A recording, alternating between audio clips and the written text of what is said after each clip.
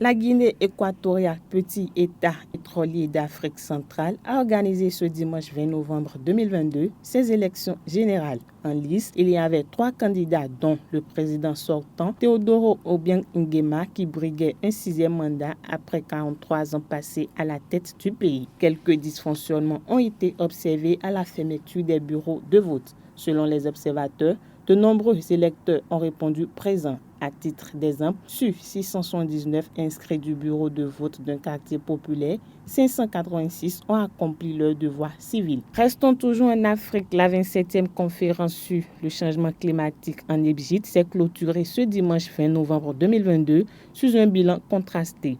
Les négociations ont été longues et elles ont même débordé sur le calendrier officiel des débats. La fin de la conférence a finalement accouché d'un test très disputé sur l'aide aux pays pauvres affectés par le changement climatique mais sans nouvelles ambitions pour la baisse des gaz à effet de serre. Le 18e sommet de la francophonie s'est achevé avec la reconduction de la secrétaire générale Louise Mushikiwabo à la tête de l'organisation de la francophonie pour un second mandat. Si le français est de plus en plus employé à travers le monde, le premier mandat de Louise Mushikiwabo semble avoir coïncidé avec une invisibilité de l'action de son organisation à l'international.